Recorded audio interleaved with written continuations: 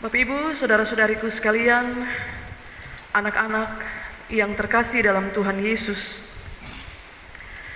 Bacaan kita pagi ini bercerita begini. Atas perintah Tuhan, Musa mengutus 12 pengintai yang masing-masing berasal dari 12 suku di Israel untuk pergi mengintai atau mengamati kondisi negeri Kanaan sebelum mereka masuk dan berdiam di sana. 2 orang di antara para pengintai itu adalah Yosua dari suku Efraim dan Kaleb dari suku Yehuda. Setelah masa pengintaian itu selesai, sudah 40 hari mereka mengintai. Mereka kembali untuk melaporkan hasil pengintaian mereka kepada Musa dan Harun dan kepada segenap umat Israel. Mereka bawa 1 tandan buah anggur untuk menunjukkan betapa kaya negeri itu. Satu catatan pinggir dari bacaan ini adalah bahwa pelaporan hasil pengintaian itu belum terjadi di Kanaan. Dia tidak terjadi di Kanaan. Pelaporan itu terjadi di Kades, di padang gurun Paran. Mereka belum masuk Kanaan, mereka masih ada di Kades. Karena itu kita bertanya, dari mana datangnya keyakinan Kaleb bahwa Israel akan maju mengalahkan musuhnya dan menduduki tanah Kanaan? Karena selain melimpah susu dan madu, hasil pengintaian para pengintai itu menunjukkan bahwa bangsa yang diam di negeri itu kuat-kuat.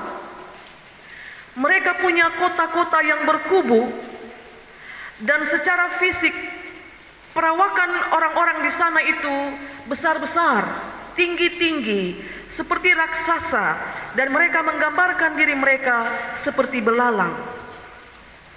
Sehingga dari mana keyakinan Kaleb bahwa mereka akan menduduki tanah Kanaan, sementara tampilan negeri itu demikian?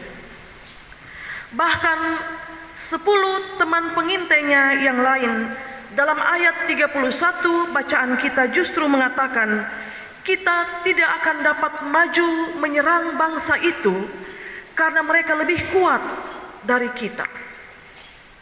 Bapak Ibu, saudara-saudari yang terkasih, 12 orang diutus untuk mengintai. 12-12-nya melihat kondisi yang sama. 12-12-nya melihat kenyataan yang sama. Mereka sama-sama melihat ada kota-kota berkubu. Mereka sama-sama melihat ada orang-orang dengan perawakan tinggi seperti raksasa. Tapi kenapa setelah kembali hanya 2 yang optimis dan 10-nya menjadi pesimis? Dan karena itu sekali lagi kita bertanya, kenapa Kaleb dan Yosua sangat optimis bahwa mereka akan menduduki tanah Kanaan? Bahkan ketika orang Israel marah karena takut dengan kondisi yang mengancam keselamatan mereka, Musa dan Harun harus bersujud di hadapan mereka, dan Kaleb serta Yosua harus mengoyakkan pakaian mereka dan menyampaikan permohonan-permohonan mereka. Bapak Ibu, saudara-saudari sekalian, seberapa sering kenyataan di depan mata membuat kita menjadi pesimis? Dan seberapa sering kenyataan sebenarnya menuntut kita untuk menjadi pesimis, tapi kita tetap ada dengan segala keyakinan bahwa kita pasti bisa, kita optimis.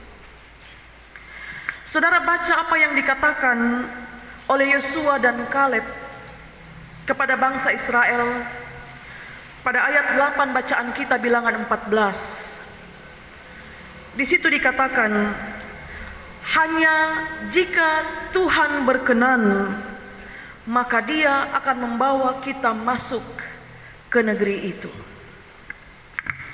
Karena itu kalau kita bertanya, kenapa Kaleb begitu yakin mereka akan menduduki Kanaan.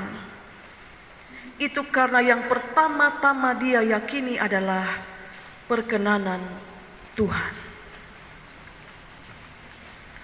Saudara lihat sejarah perjalanan bangsa Israel. Kalau Tuhan tidak berkenan mereka menduduki tanah Kanaan, untuk apa dia belah Laut Teberau? Dan orang Israel berjalan di tengahnya dan kemudian mematikan pasukan tentara Firaun yang mengejar mereka. Kalau Tuhan tidak berkenan mereka menduduki tanah Kanaan, kenapa dia harus mengubah air yang pahit rasanya menjadi manis di Mara? Kalau Tuhan tidak berkenan supaya orang Israel menduduki tanah Kanaan, kenapa dia kirim mana dan burung puyuh supaya kehidupan orang Israel terpelihara dalam pengembaraan? Dan kalau Tuhan tidak berkenan mereka menduduki tanah Kanaan, kenapa dia harus mengeluarkan air dari gunung batu Horeb waktu orang Israel marah tidak ada air di Rafidim? Kalau Tuhan tidak berkenan, kenapa dia buka semua jalan itu? Semua kelepasan itu menjadi tanda akan perkenanan Tuhan, dan itulah yang diyakini sungguh-sungguh oleh Yosua dan Kaleb, bahwa keberadaan mereka di Kanaan memang belum terjadi. Mereka masih di Kades, di padang gurun Paran. Tapi iman mereka telah menyaksikan bagi mereka bahwa negeri yang luar biasa baiknya itu akan mereka duduki.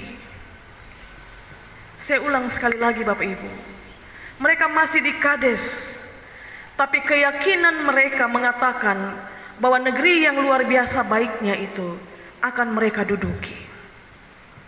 Karena itu saudara, ketika mata jasmani 10 teman mereka melihat pada semua yang nampak besar, mengerikan, yang dengannya mereka menjadi takut, mata iman Yosua dan Kaleb justru menuntun mereka untuk melihat potensi dan kemudian meyakini potensi itu sebagai berkat. Waktu temannya yang lain bilang, kami lihat orang-orang di sana makan manusia, perawakannya tinggi-tinggi, mereka seperti raksasa dan kami seperti belalang. Yang Yosua dan Kaleb bilang, di sana itu negeri kaya susu dan madu. Itu negeri terlalu luar biasa baik. Mereka tidak lihat segala ancaman. Yang mereka lihat adalah potensi. Ketika 10 temannya berfokus pada kekuatan fisik orang-orang Kanaan, mereka berfokus pada kota berkubu, mereka berfokus pada kepuasan orang-orang di sana.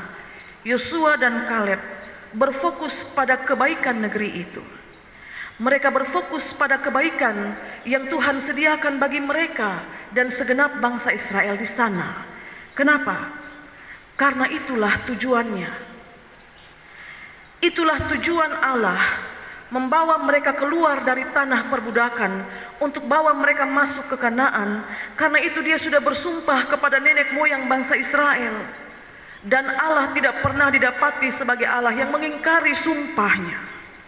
Dia sudah bersumpah kepada nenek moyang mereka akan membawa mereka mendiami satu negeri yang kaya akan susu dan madu, dan betapa enaknya anggur Kanaan. Dia bersumpah, karena itu dia bawa keluar mereka dari sana. Laut Teberau dibelah, diberikan air yang manis, diberikan mana dan burung puyuh, diberikan air yang keluar dari gunung batu saat mereka ada di Rafidim. Itulah kenapa Kaleb sungguh-sungguh meyakini kita akan menduduki tanah Kanaan.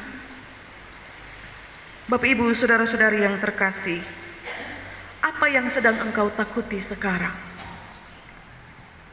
Atau siapa yang sedang engkau takuti sekarang?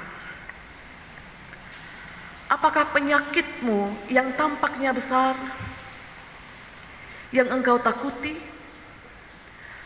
Apakah engkau menakuti karena bayangan kematian? Apakah engkau menakuti penyakitmu Karena dia, engkau akan meninggalkan orang-orang yang engkau kasihi. Engkau menjadi takut. Mata jasmani melihat apa yang nampak dan kemudian membuat takut. Tapi mata iman melihat yang belum kelihatan dan menjadi berani. Saya ulang Bapak Ibu, yang nampak di depan mata kita lihat dan kita jadi takut. Tapi sesuatu yang belum terlihat, yang kita imani, yang kita yakini dia ada di sana, kita berani untuk menghadapinya. Mata jasmani akan membuatmu melihat dirimu seperti belalang dan segala ketakutanmu seperti raksasa. Tapi mata iman melihat yang sebaliknya. Mata imanmu melihat dirimu seperti raksasa dan melihat ketakutanmu seumpama belalang. Tidak berarti. Karena itu Bapak Ibu Saudara-saudari, kenapa engkau meyakini sesuatu hal yang belum engkau terima? Kenapa engkau meyakini sesuatu hal yang engkau sendiri belum mengalaminya? Kenapa Kaleb meyakini bahwa dia akan menduduki tanah Kanaan bersama dengan semua orang Israel? Karena perjalanan pengalaman kehidupan kita telah menjadi bukti pertama-tama untuk dirimu sendiri tentang perkenanan Tuhan, bahwa pengalaman-pengalaman itu menjadi tanda meski belum terlihat engkau sudah meyakininya. Seperti pengalaman seorang janda, dia tahu bahwa Tuhan menyediakan. Maka ketika dia mengalami kekurangan di sini, dia tahu bahwa di sana Tuhan akan sediakan. Dia belum melihat penyediaan itu, tapi dia percaya bahwa Tuhan menyediakan. Seluruh perbuatan baik Allah di masa lampau telah menjadi pelajaran dan pengalaman bahwa Allah itu tidak berubah. Saya dan saudara ini bisa berubah jadi takut, jadi pesimis, tapi Allah tidak berubah. Kalau dia memperkenankan engkau, memperkenankan saya dan saudara untuk menikmati susu madu dan anggur Kanaan, saudara, maka ingatlah bahwa itulah yang akan engkau alami, karena dia memperkenankannya. Jika untuk melihat susu madu dan anggur Kanaan, engkau harus jatuh bangun dalam proses nikmati. Karena dia telah berkenan, maka engkau pasti ditopang. Hanya saja seringkali yang terjadi, khawatir kita jauh lebih besar daripada keyakinan kita. Untuk itu, jemaat sekalian, ada satu pujian. Saya ajak kita untuk nyanyi pujian ini bersama-sama sebelum mengakhiri renungan ini. Pujian berjudul Jangan Pernah Menyerah. Kita nyanyi bersama.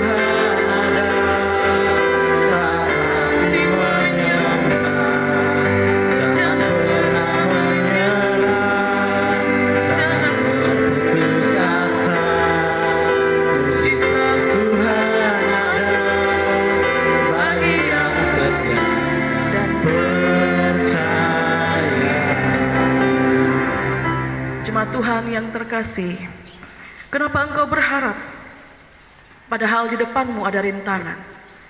Kenapa Engkau berharap padahal di depanmu ada penghalang yang besar? Dan Engkau akan mengatakan, karena kami percaya. Engkau menebar pengharapan karena Engkau percaya.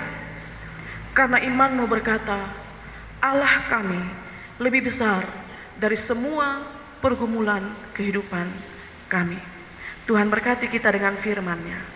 Amin.